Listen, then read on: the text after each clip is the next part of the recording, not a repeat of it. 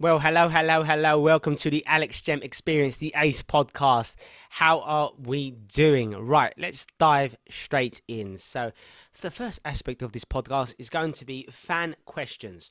So, as always, make sure you do get in touch, whether it be through Instagram, Facebook, whether it be comments on my YouTube channel, for example. Do get in touch. It'd be great to hear from you. And yeah, I want to help as many people as I can and share my knowledge that I've accumulated over the years and do my best to help you in all walks of life, to be honest.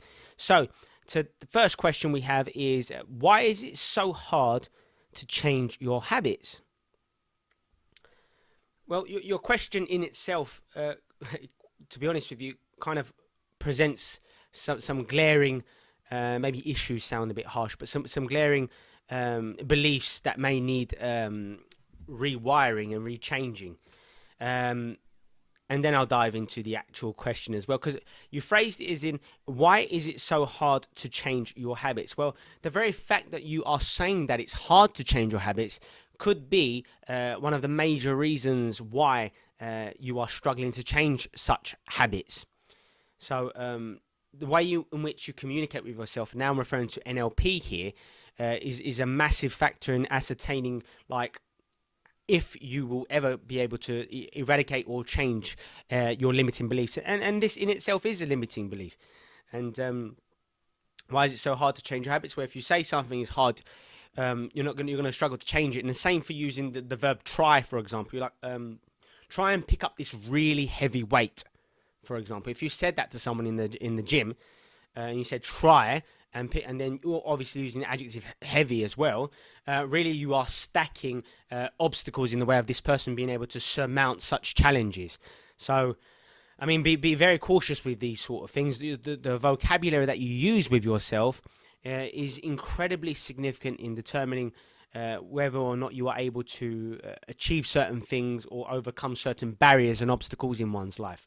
So, yeah, be careful with your phrasing. You could, for example, just to correct your question, it could say, how could you more easily or more effortlessly like change your habits? Um, that is more positively phrased and therefore has a positive energy feel to it, a positive frequency, which it generates more solution based rather than pondering on why it cannot be done. And if all you do is think about why something cannot be done, well, you're simply going to just struggle to make those changes happen, really. So yeah, just a little side note there, something to pay attention to. So let's genuinely dive into this question. Why is it hard for people to change their habits? Because of their identity. Now that's one of the key components as well. Um, People, right? This is how it all works. We all have certain thoughts, and every single thought produces a similar chemical in the brain, a similar feeling, and these two, your thoughts and your feelings, go back and forth um, throughout the day, constantly changing your mood, your attitudes, and so on and so forth. Um, and what happens is these attitudes then turn into habits, subconscious programs. We begin to associate these subconscious programs with who we are, with our personality. I am clumsy, I am intelligent, I am insightful, I am attractive, I am lost, I am depressed, I am funny, whatever it might be, because of your mannerisms over time. And then, yes, we like to look at things and use it as a mirror reflection as to how can this identify who I am? Well, people say I'm funny, I'm witty in certain circumstances. I make people laugh, I make myself laugh. Now, subconsciously, I've linked in my head, I am funny. So you will communicate with that to yourself, both wittingly and unwittingly, just based upon your daily routines and your daily behaviors and so on and so forth. So um, that's what instills a habit. So when you want to change a habit, you're really changing your identity, and that scares the living daylights out of people. People, when you say to someone you have to change who you are, suddenly that's evoked all kinds of deep, really intense emotions, because a lot of people identify with who they are. A lot of people identify with their ego for much of the waking day. Like who you are, where you're from, your gender, your likes, your dislikes, your beliefs, your values, your ethics, your culture, all of these diverse things like your physical appearance, all of these variables are used by people to cling on to some feeling of uniqueness, of significance, and therefore making yourself different to other people, animals, the universe's energy, and all these sorts of things. And the more you live by the ego, the more we tend to suffer and live limited lives, even if we, like, you can use the ego's influence to become incredibly wealthy. You can use the ego's influence to create a flourishing business, or a successful family, and all these sorts of things. But um, you will not be able to maintain feelings of joy, ecstasy, glee, happiness, positivity, inner peace, if you are doing things out of your desire to feel superior or special or significant, or whatever it is to you, or to feel different. Um, so why is it so hard to change your beliefs? Well, people, like I said, it's a fear. When you feel like you're going to lose something, suddenly you become careful. I'm going to lose my watch. I'm going to lose my home. I'm going to lose my car. I'm going to lose my job. I'm going to lose my partner. When it's never yours. The money in your bank is not even yours. It's been given to you through accumulation of your time, your energy, maybe loans or whatever it is, right? The money's never yours. The house in which you live in, you might own it outright. It is still not yours. Nothing is yours. Your own body is not yours, okay? And when we really strip down the onions of the egoic, the layers of the egoic onion, shall we say, that's when we will really start to unravel our problems, and really start to create some massive changes in our life, because we don't have the limitations and the constraints imposed upon us by our own ego anymore. So when you stop identifying with who you are, or have a very objective approach, and a lack of connection, if you will, to your own ego, to your own um, all those things that I said previously, that's when you are more free to change, because you have fewer barriers and fewer obstacles in your way. So yes, your own identity, your own ego, are some of the most significant issues, damning you to stagnation, and to um, be unable and incapable, if you will, of change. So yes, that also relates to your dialogue. Because when you are acting out of your ego, you are acting out of scarcity. You don't feel like you're enough. You don't have enough this. You don't have enough money. You don't have enough friends. You don't have enough forms of income. You don't have enough, I don't know, any luxuries. You don't have enough suits or dresses. You don't have enough shoes, or whatever it is. You don't have enough certificates or accomplishments to put on your wall. Whatever it is, right? And that's why we're constantly needing to chase things to further enhance our feelings of identity. Because even if you accomplish some of the dreams that you say you aspire to, if you're doing it for the wrong reasons and out of your own egoic fear, then your happiness will be short lived, if any happiness at all. And in most instances, we tend to be disappointed when we do achieve things out of sheer motivation and sheer egoic influence. So yeah, quite deep, I know. So why is it so hard to change your habits? Um, I would say monotony, boredom, and doing the same things every single day is another colossal factor here. If you wake up and you do the same sort of things at the same sort of times in the same sort of ways, then has anything changed at all? And the answer would be no, nothing will have changed. We all think between, say, 60 to 70,000 thoughts every single day. 90% of these thoughts tend to be the same as the previous day. Why? Because we tend to see, do, interact with, and live out the same sort of things in the same kind of repetitious way, near enough every single day. And if I were to challenge you guys as listeners, and I ask you to you know, get a pen to paper and write down anything new that you've done within the last month. I'm pretty confident that many people would really struggle to write more than three things to that list. And it's because we like operating within the familiar, within the known, and therefore within our feelings of comfort and stability. Because anything new presents danger. It's a perceived threat by our own unconscious. It's a perceived threat to our own ego, such as you've never done this before, you don't know how you're going to pay off, you might get hurt, people might think poorly of you, you might risk your reputation, your feelings of superiority and significance, if you do these sorts of things. and then the compulsive mind works, and then the stream of consciousness turns into this kind of like invasive, um, vicious cycle that ensues, and really held you know held us captive, to be honest. So yes, we struggle to change our habits because we tend to do the same sort of things, and when you tend to do new things spur new thoughts. So when you do something new, even if it's something as uh, innocuous and harmless, such as watching a new movie, or uh, learning how to play a new instrument, or learning how to sing if you've never sung before, or learning how to play tennis if you've never played tennis much before, whatever it might be, right? Or reading a new book, or developing a new skill, or getting into stand-up comedy and you've never done that sort of thing before. Whenever you do something new, you force your brain to come up with new thoughts. That's why reading is so profound. That's why your standard CEO tends to read, say, 60 books or more every single year, whereas your average employee tends to read, say, one, two, or three books per year. Um, and that is not by coincidence. When you read, you are presented with new voices, if you will, new paradigms, new perspectives. That creates a new shift in your awareness, in your perspective. You start to question your previous behaviors more. You start to see other people and your relationships differently through new insights. And this is what neuroplasticity is. And neuroplasticity is essentially learning how to reshape and rewire your brain. Yes, at any age, even after the age of 35 years old, when we become a set of memorized beliefs, patterns, behaviors, and so on and so forth, we can still create massive change. And that's through the art, I will call it an art, of neuroplasticity. And it requires a lot of resilience. It requires sometimes some planning.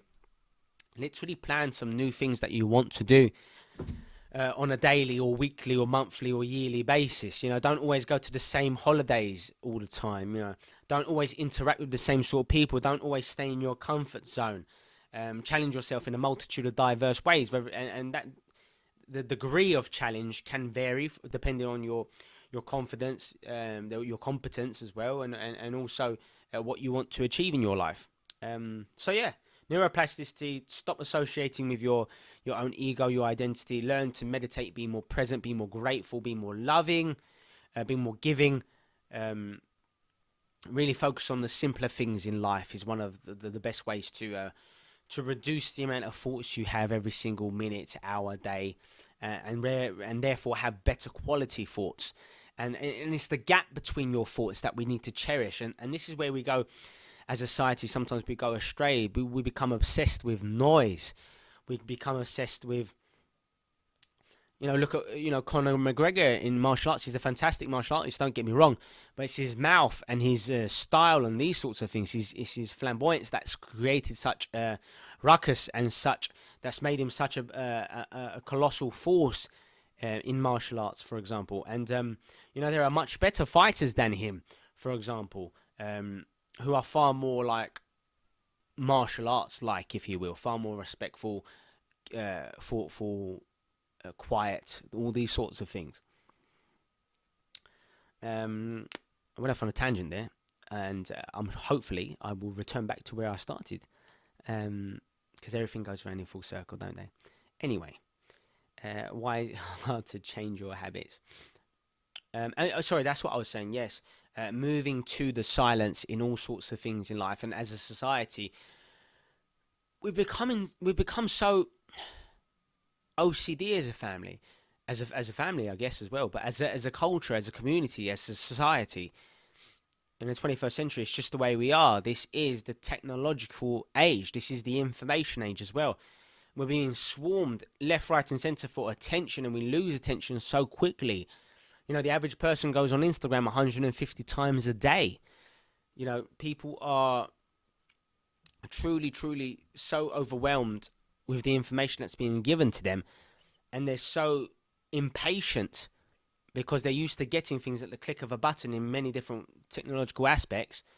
And this entertainment is so high that now consciousness is significantly suffering as a result.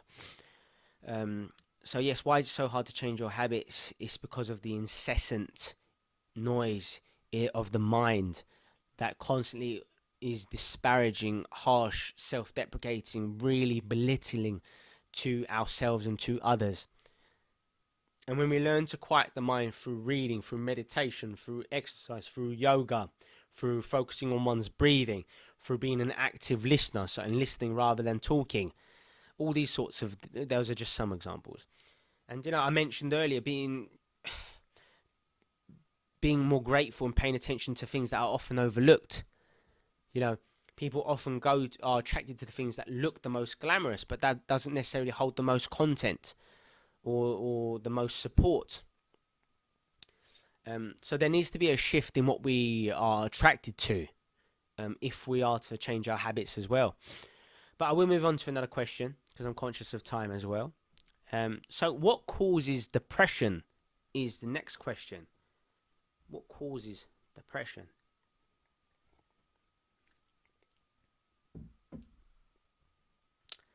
Yep, depression is a result of your thoughts creating sadness, and experiencing sadness every single day will inevitably result in depression. And depression is very much a selfish state, because when you're depressed, you need to be reminding yourself of your depression, and therefore you're fully consumed with how you're feeling.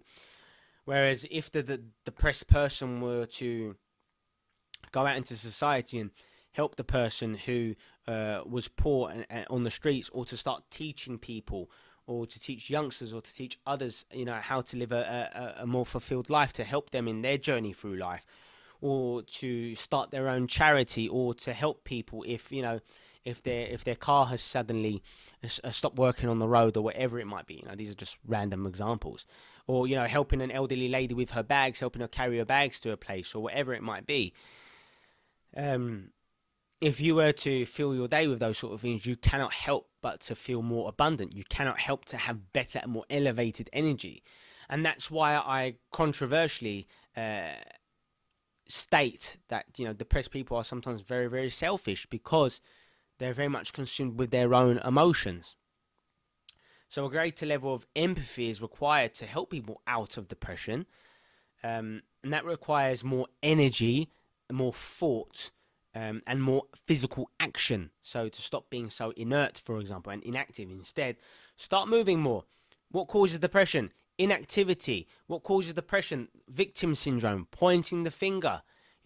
I am broke because of my boss. I am broke because of the economy, because of all this COVID. That's why the companies are going down. I am depressed because my spouse is picking on me or creating arguments for no reasons. I am depressed because my friends aren't supporting me with my new hobby. And you're pointing the finger and you're saying these are the reasons. But then you are pointing externally. You're pointing at external things, and therefore you are never fully in control of your own mental, emotional state. If you are constantly looking for the external world to make you feel better, you cannot do that. You need to learn to, metaphorically speaking, you need to learn to smile even in the rain. Okay, you need to learn to see the positive outlook on life, to be present, to not be too fixated with time, and that means being lost in your past, or being overly fixated on a negative future, and instead be fully present in the now. And instead of being consumed and dwelling on your depression, it's your responsibility to take control of your thoughts and to correct your thoughts. And I know that can be very much seen as an arduous task in ways. And when you experience depression and you have low energy, and you've got a negative energy field that you are giving off, and you seem to be attracting more and more negative circumstances because of your existing depression, which fuels your negative thoughts, and this vicious pattern unfolds and consolidates through its usage. And that's why people are depressed. It's a vicious cycle, and it all starts with our thoughts, and it starts with our memories and what our memories mean to us. So people are often depressed because of their memories. Now, when you have a thought, what happens is this: dozens of neurons within the brain organize themselves, and they essentially form like a system, if you will. They organize themselves into certain positions, they connect to other neurons in a specific way, and poof, there's your thought, and that thought produces a chemical in the brain, like I said earlier. And if that chemical in the brain is so profound, if that emotion is so strong, what your brain does is it takes a snapshot of what you are seeing. It could be an image or it could be a clip in your mind. And now this could happen if you're in a meeting with a boss, and your boss is telling you off, or you've been laid off, for instance. It could be when you sit down with your spouse and your spouse says, listen, I don't want to be with you anymore. It could be any kind of experience. It could be, your kid saying, I don't like you, I hate you. It could be your friend betraying you. It could be your business partner taking your finances and doing a runner. Whatever it is, when something profound happens, these instances, these memories get lodged in your brain. And what happens is we start off waking up every single day, remembering those instances, remembering when that person said that or left us or did something abusive to us. And then we're left with that memory. And the actual immediate experience has moved on, yet for days on end, you keep waking up thinking of this instance. You keep sitting at the desk and then you start dwelling on what happened and how you could have changed it, or how they made you feel, or how reckless or careless they were, or whatever it is, right? And then what happens is, over time, you're so accustomed to feeling depressed or even angry or whatever negative, like, egoic emotion that stems to mind in your instance, that applies to you or a friend or a familial member or whatever it is. After a certain amount of time, they are so addicted to their depression. That's right, addicted to stress. We become addicted to the hormones of stress. We become addicted to our depression. We become because we associate with who we are. I'm just anxious. I'm stressed out. I worry all the time. It's just how I am. I'm just depressed. It's just the way I am. I've got all this happening. And when you're depressed, you tend to get attention from people, and that makes you feel more significant. Your depression makes you feel unique. Sometimes that could be something that happens as well. And now what happens is, we don't even have to think of those experiences anymore. Those vivid, colourful experiences in the mind that really seem like it's happening in front of us. We don't even need that anymore to trigger the depressing sequence, if you will, or the angry sequence, or whatever, the worrying sequence, whatever it is for you or someone else. And that's what happens. Your thoughts alone start to take control.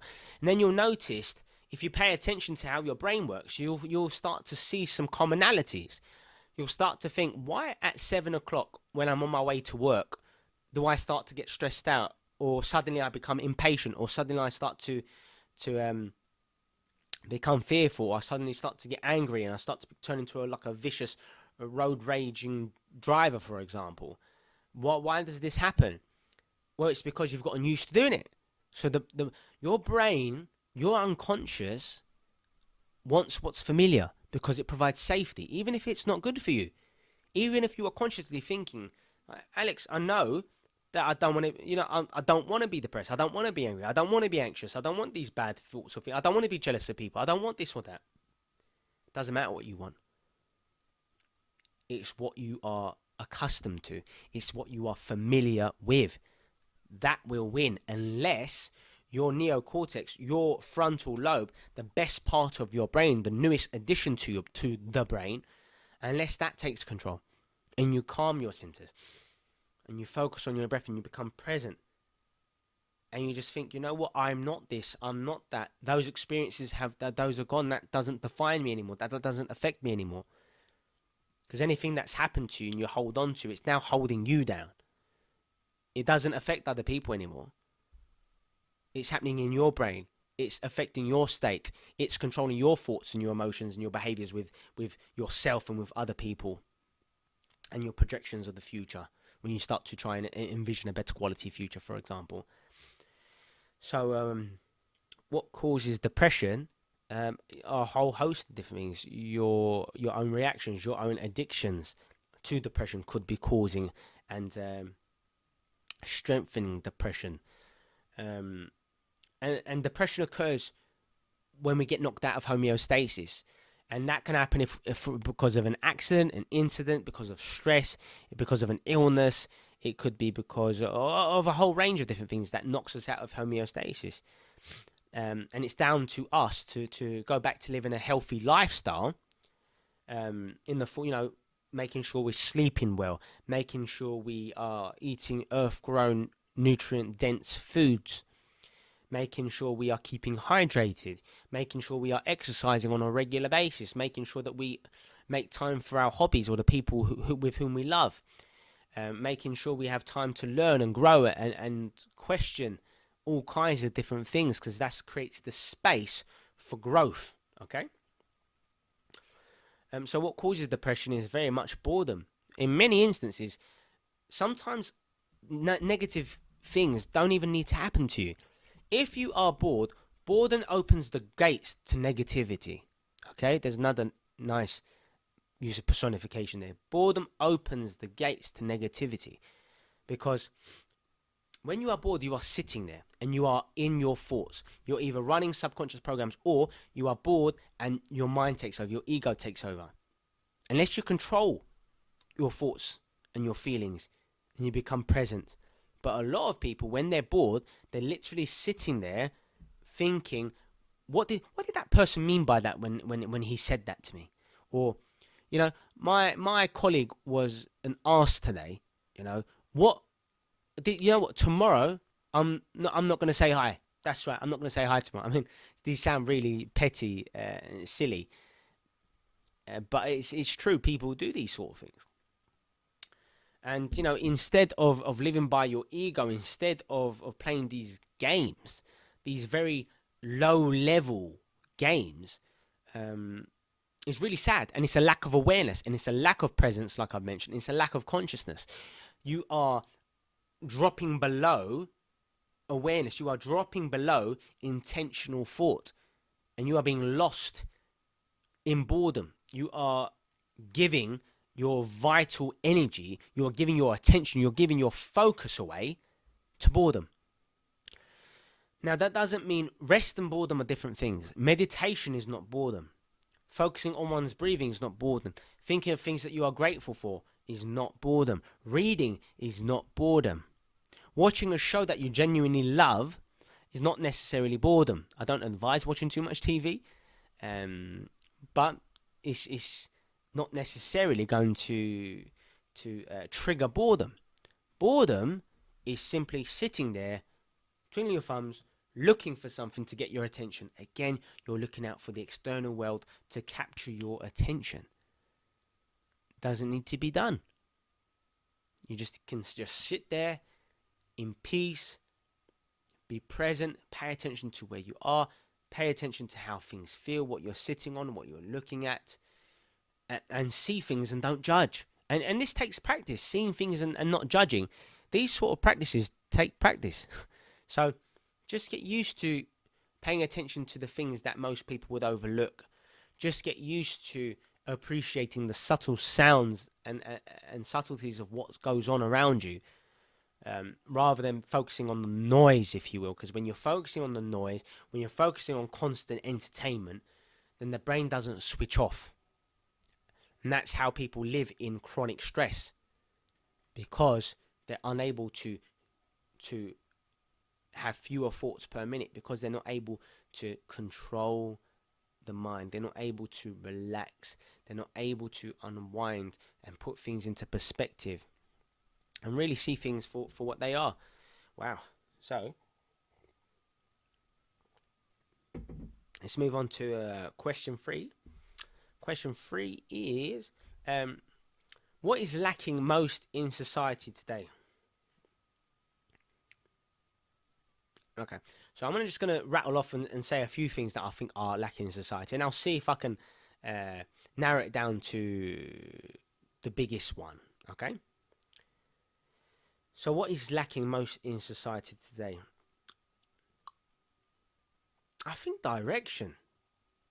Direction came to my mind, so we'll go with it. So I think it's people are so used to thinking about what they don't want, thinking of things to bitch and moan about, that they don't even know what they actually want. And that's why they tend to not attract and move toward the kind of things that they want. So a lack of direction, a lack of vision, a lack of goals. Having deep and meaningful goals that surpass your own selfish desires as well. Having a cause greater than your own subjective viewpoint. So what is lacking most in society today? Maybe patience. So direction slash guidance, and also patience. You know, Rome wasn't built in a day. You know, I mean, people expect things to be done for them so quickly, and I can see how that might have arisen. I can genuinely see how, because of entertainment, because of Netflix, YouTube, Facebook, Instagram, constant entertainment. Do this, do that. Uh, all these movies with lots of like flashing images and guns and cars flying and amazing boats and all this sort of stuff going on. That we expect it everywhere in everything we do.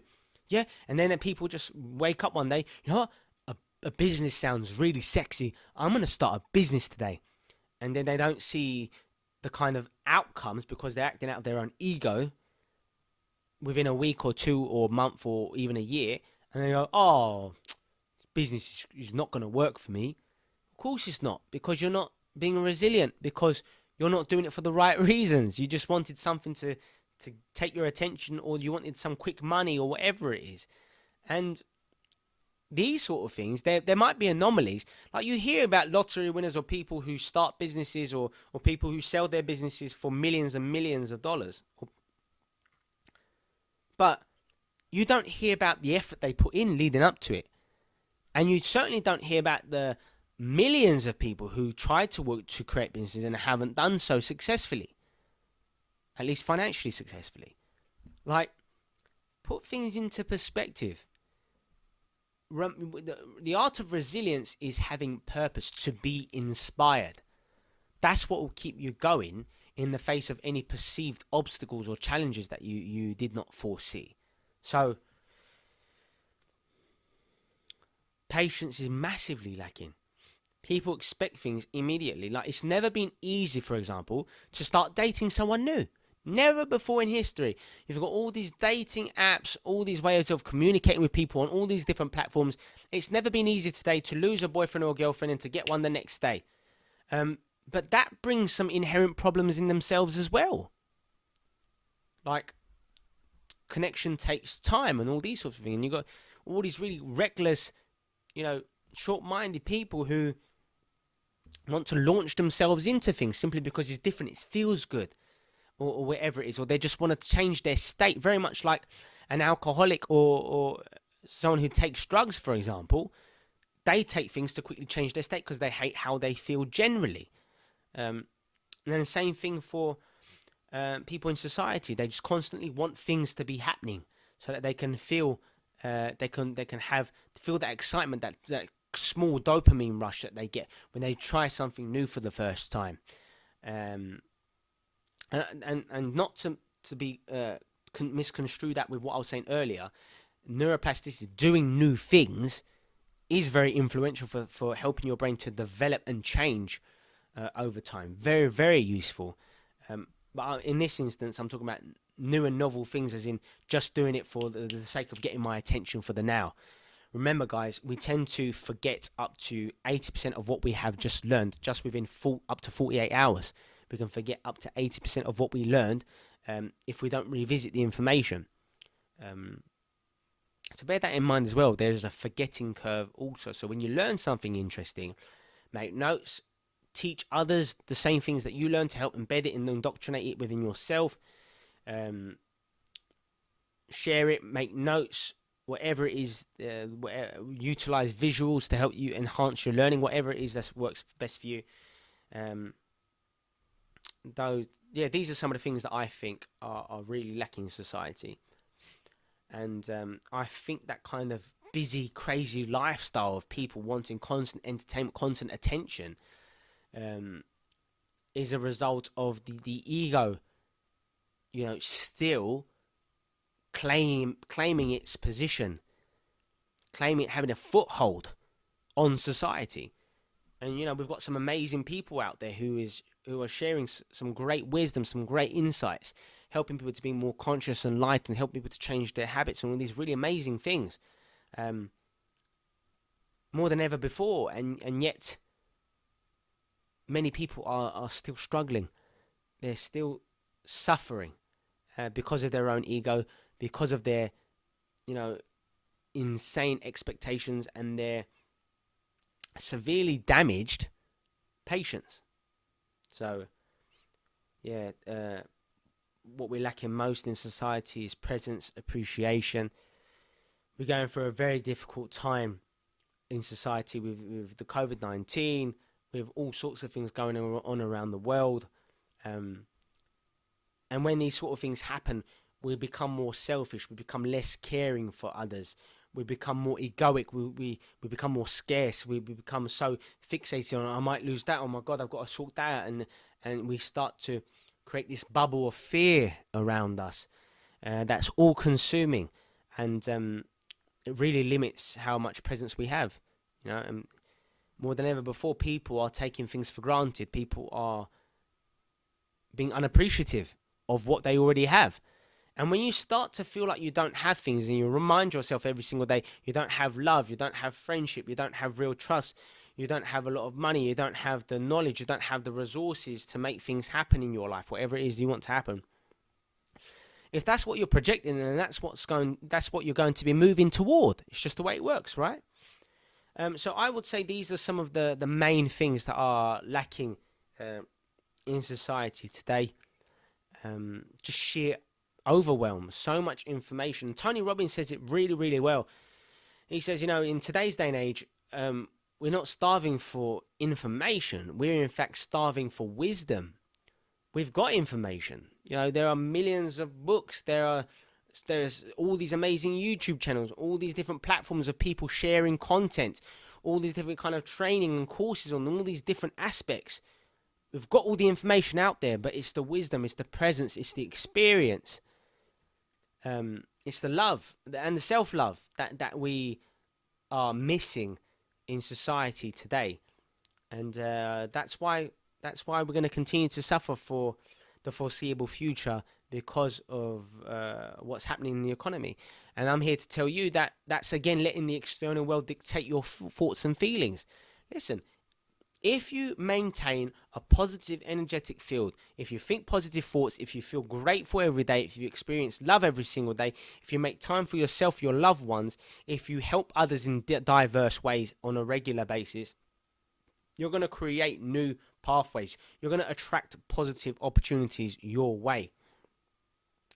And things will start working in your favor. You'll start to become fortuitous and lucky. But it's not luck. It's what you deserve, and it's what you are asking of the universe. So those are some of the things that I believe are lacking in society at this moment, and quite possibly for the foreseeable future, as we hopefully work our way out of COVID. And we've got winter approaching, and I live in England, so we've got Brexit and all these sorts of things that people have completely forgotten about. And then, but before COVID launched, like this was incredibly detrimental to our state and how we were thinking and feeling about things because of the unknown, right? So there are so many different variables, but it's down to your responsibility is to control your thoughts, your feelings, your behaviors. If you can handle that, you will be fine. You will attract great things. You'll deal with things better. You will approach things from the right perspectives. You'll take more assertive, clear action, and all these sorts of wonderful things. Okay. Last question for today is, what are my main beliefs? Okay. So, all right, let's deconstruct some of these key words here. So, beliefs are constructs within the mind. Beliefs are artifacts within the brain. Beliefs exist because of our experiences. So, when we experience things, we start to utilize them as references to formulate a belief.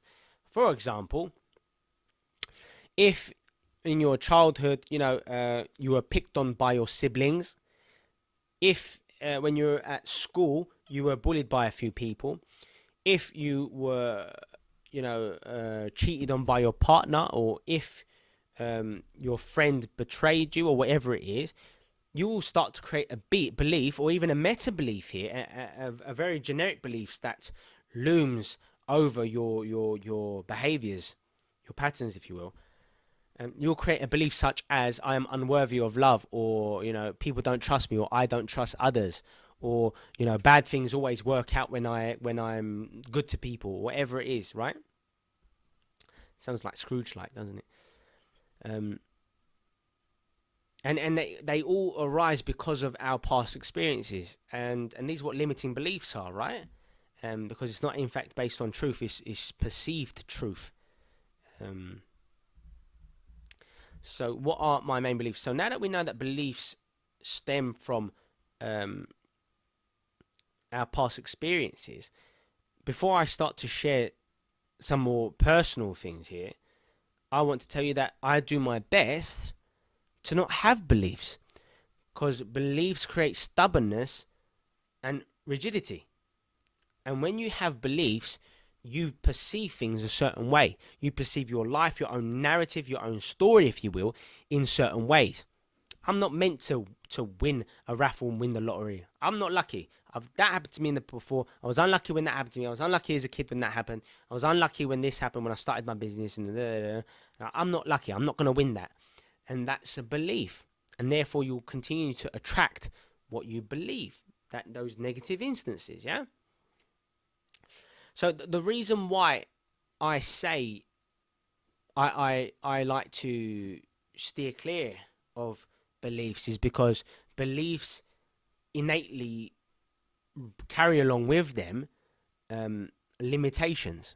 All beliefs, even if they are beliefs such as I am intelligent, or I am successful, or I am attractive, or whatever it is, they are still linked to the ego. All beliefs are linked to your ego, whether they for good reasons or for bad reasons. They are linked to who you are.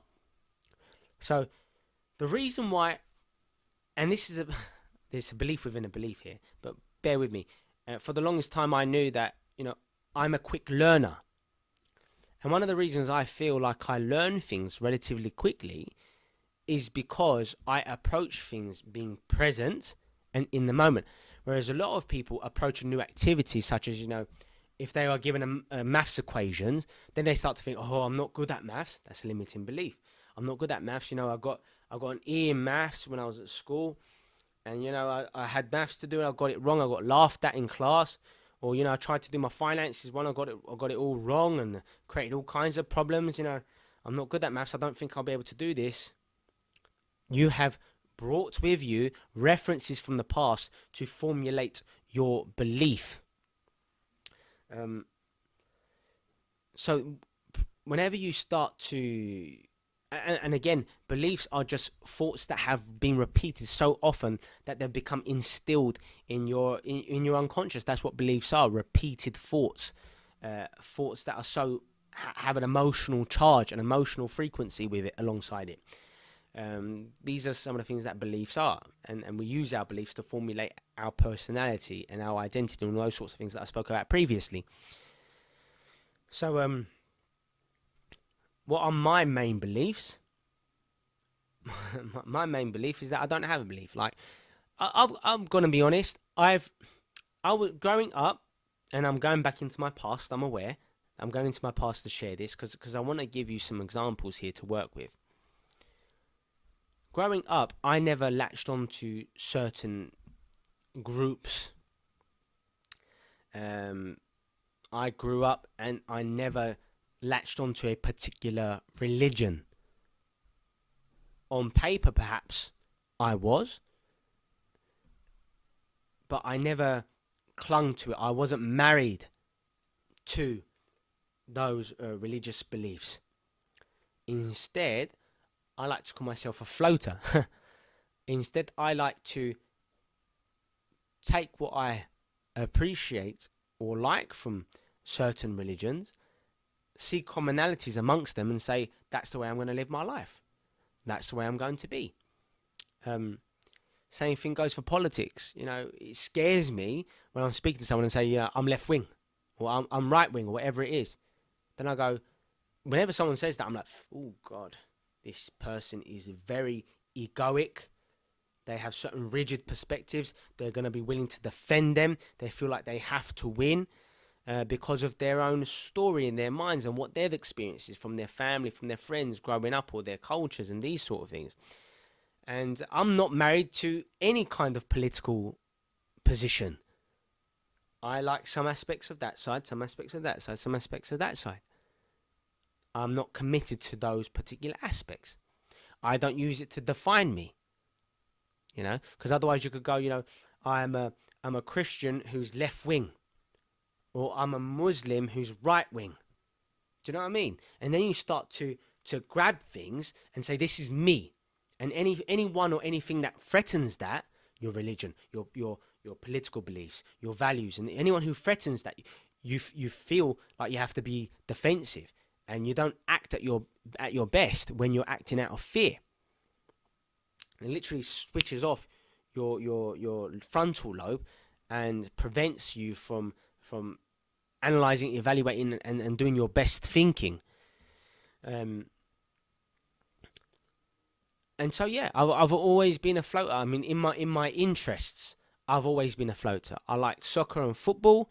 I still do. I'm a massive fan of martial arts and also boxing, but especially martial arts. Absolutely love that. I love to read and learn. I absolutely love that. Um, I like listening to stand up. I like making people laugh myself. So my interests are so wildly disparate, many people would say. They're so distinct and far away from each other that this is what puzzles people, because it challenges their own perspective. Such as, I like to dance. Um, you know, I I'm from this religion, I'm from this culture, and these are the things that make me who I am. So anyone who does other things apart from that, I'm going to see as a threat, a perceived threat, and I'm going to try and put them down in different ways to claim superiority. And there's the ego in full flow yet again. So I'm very cautious with beliefs. If and when a belief will come to me, in many ways I experience it, I recognize the belief, I often question the belief, where it has like arisen from, and I park it aside and I become present until I gather myself and I start acting out of abundance, love, appreciation, gratitude, and life, and all these beautiful things. So beliefs to me are always associated with the ego. And whenever you associate with the ego, you're associating with some kind of affliction that is forthcoming by doing so. So, yeah, I'm very cautious with my thoughts.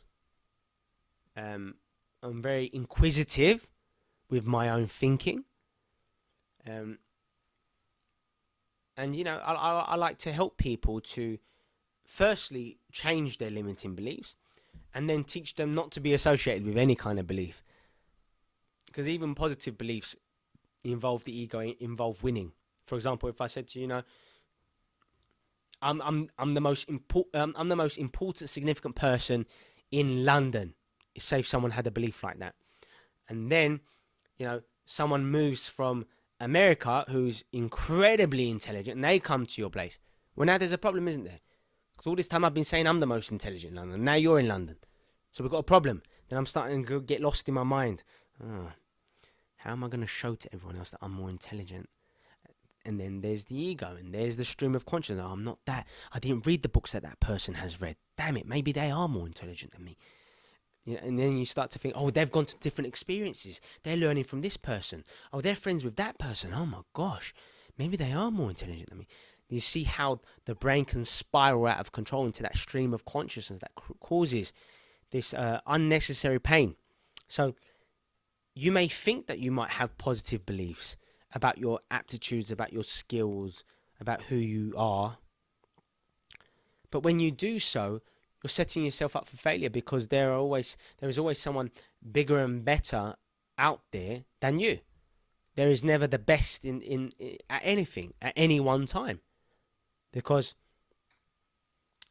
um because things are ever changing and it's all relative. And what does time even mean?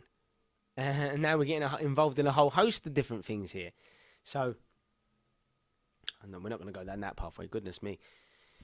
Um, but yeah, I mean, these are things that we want to address. So, my advice to you, I don't know if I've answered your question, but my advice to you is to not attach yourself to your beliefs, to not feel like you have to be a certain way, um, because that's how you're going to be able to change your life and experience real happiness and pleasure and inner peace, to be honest, and start to attract even more abundance into your life by creating that positive energy field within and not always evaluating your ability and other people's uh, abilities and all these sorts of things. Instead, you don't need beliefs. You don't need possessions. You don't need things. No, this is. I think this cost me like $10. Yeah. So what? I mean, I've been given away. And don't get me wrong. I used to be extremely materialistic and extremely possessive, and I used to have all these lovely watches and shoes and amazing coats and great suits. And I used to always look but there was always another new watch. I'd see someone else with a great watch and I'd be like, oh my god, their watch is better than mine. I'd see someone else who looks more attractive than me. I'd be like, oh man, maybe I'm not as attractive as I thought. And all these sorts of things. And so it's just an endless cycle of pain when you live in the ego. So instead, I love to give away the things that I used to cherish. And now I look for the most, and I'm kind of referring to answering the question previously about beliefs, I guess, because I'm not associated to these things, because these are all, finite things. Our physical form is finite, as you know by now. There'll be a birth, we have our life in this dimension, and we all die. This is the cycle of life in this limited form, in this conditioned form, if you will. So, yeah, instead of being bogged down by all these things and wanting to be superior and have all these things, I want less and less in my life. I like space. I like tall ceilings. I like nice, simple clothes that feel good. You know, I do not buy designer clothes anymore. I haven't bought a designer piece of clothing for many years, and I used to be the type who would only buy designer clothes to obviously show off and all these sort of things and to feel prestige, and literally giving them away. And I wear whatever I feel like wearing. I don't overthink things. It's not like I'm on my YouTube channel. I've got to make sure I wear a dress a certain way. All that's like sort of like insufficient, inadequate thoughts are now long gone, and instead I simply show up and I speak freely, and I do my best, and I come at things in life with such positivity and good energy to help people to see the good in people where possible. And that doesn't mean that you don't like defend yourself if and when you ever need to defend yourself in emergency situations or anything like that. I'm not saying that. I'm saying, however, bring positive energy to everything you do. If someone makes a mistake, or if someone sees you in a negative way, or if someone uh, thinks of you in a negative way, that's fine. That's their business. That's their own narrative trying to depict me a certain way to make themselves feel better about their own processes, their own lifestyles. And I'm not involved in any of that. That's all stuff to me that doesn't hold a place. Doesn't hold a place. It's limiting. It's painful. We're here to spread positivity, to spread love, to be grateful, to be appreciative, to give in many different ways, to share all that we know. And that's what great living is. And that's what great living will be when our energy disperses into the universe different forms. So, yeah, I think I'm happy with that answer. But we're going to move on now to the next segment. The next segment is this is the supplement of the episode. Yes, I'm going to teach you about krill oil. Yes, krill oil gives you DHA. DHA is the most important thing for your brain, for your cognitive function. Literally 20%, I believe 60% of your brain is made up of fat. That's right. It mostly consists of fat and water and space. And 20% of your cerebrum actually consists of DHA, fat. So when you consume this, you're literally giving your brain, that's brain food, if you will. It's the best way of me putting it.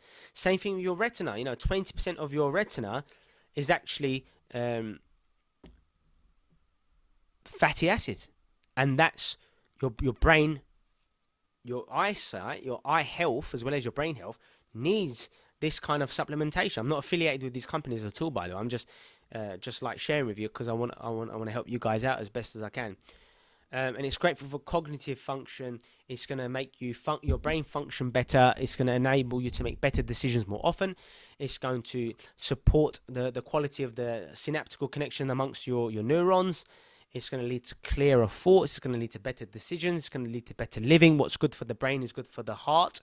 So DHA in the form of krill oil. And it doesn't have to be just krill oil, fish oils, cod liver oils, these sort of things are very, very good for you. Great for reducing inflammation, chronic inflammation. Great for supporting your brain, supporting your joints, and all these wonderful things. Lowering insulin levels, increasing growth hormone naturally. All these wonderful processes occur when we have enough DHA and omega-3 fatty acids. Okay, so that is the supplement of the episode. Now let's move on to the book of the episode. The Secret. Yes, The Secret. So profound, so good that they made a movie about it as well. Strongly recommend it. It's on Netflix and all those sort of things as well. The Secret, no longer a secret, I guess. Unless you're ignorant to it, of course. Beautiful book. A very easy read. Easy to comprehend. And in many ways is about gratefulness. In many ways is about paying attention to your thoughts. Thinking you have the things that you want already, rather than waking up every day thinking, I need more money, I'm in debt, or I've got bad health, I need this, I need that, I need to eat like this, or why are people bad to me? I want to meet people who are more positive toward me, for example. But if you wake up and you're constantly saying, I don't have this, I don't have that, again, being involved in your ego, you see how these things are interconnected. It's all about becoming conscious of your thoughts, instilling positive thoughts, acting as though you already have the things that you want, which, this book encourages madness. And as do I, because it's very important to project in your mind the kind of life that you want, because that's the only way that you're going to move to it. A lot of people say, I want to be a millionaire, or I want to have an amazing mansion, I want 5 Lamborghinis, or whatever it is. They say they want these things, yet their thoughts are poor thoughts. Their thoughts are sad thoughts. So how on earth are you going to move toward the things that you supposedly say you want? It's because you're completely fixated on what you don't want, or what you're scared of or fearful of. And therefore, that's why you're not creating the right energy, the right frequency, if you will, to send there to the universe in order to attract it. And so that's why I really, really advocate the importance of paying attention to your thoughts, envisioning the kind of life that you want. When you sit down, when you meditate, when you wake up in the morning before going to bed, these are the windows where your subconscious opens up in alpha brainwave state, the most creative state, where there is like active awareness. You're fully aware of what's going on. You're having 30 thoughts or less every single minute. And therefore that creates space to vividly imagine the kind of life that you want. Vividly imagine through your eyes, not to see it like a third person perspective. See it through your eyes with clear vision, with clear sounds, if it's a video footage in your mind, a clip if you will. And make HD resolution, everything crystal clear, and genuinely imagine having the things that you want. And start seeing it. If you want a better quality house, a larger house, whatever it is, start to walk in those neighboring areas. If you want more love in your relationships, then start giving more love in your relationships. Instead of going home thinking, after a day at work or whatever, instead of going home thinking, my spouse was really harsh and evil to me yesterday, he or she did not have to speak like that to me. I don't know why they did that. Instead of thinking that, guess what you're going to attract if you start thinking those things? You're going to attract another argument. Or you're going to say something out of turn for no reason. Then she or he is going to pounce on you back, and then you go back and forth. Why? Because you've been thinking about those negative things. Instead, see your spouse. And Tony Robbins again says this is, if you treat a relationship like you did in the beginning, where things were fun, sexy, interesting, then there won't be an end. So it's kind of the same philosophy, really, and that's imagining the best case scenario, imagining the life that you want, genuinely believe in it. And that's the most important thing. You have to genuinely believe in its ability to flourish in front of you. You have to believe it. You can't think, it can happen, I guess, and then you're right there, no, who am I kidding? That's not going to happen. There's no chance. You're not fully in. You're not fully committed. You haven't burnt your boats.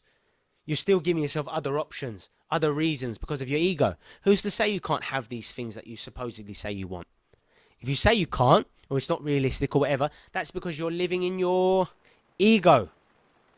Your egoic mind has taken control and it's limiting you. It's making you think that you can't have the things that you believe you want. So, this is the secret of life. This is the law of attraction. It's a great book. It's a great read. Highly recommend it. Lots of brilliant minds have combined together whom you can hear from. And I definitely recommend it for sure. So that's the podcast done, guys. Make sure that you subscribe to my YouTube channel, of course. Power, Happiness and Success with Alex Gem. Join me, join my podcast, and let me know your questions. Genuinely send me a message, DM me, whatever it is, get in touch. Tell me what's on your mind. Tell me what you want help with. Tell me what you want more information about or more insights with. Or give me a different perspective and I'll mull over it and see if I can weave it into the podcast, if you will. Support the podcast. Give it a like, please. Smash the like button here. And, make sure you subscribe. Follow my Instagram page, AlexGem_power. Join me. I produce content every single day. And, I really am blessed and privileged to be part of your life. And I consider you guys my friends. So get in touch, mate. I'll see you soon.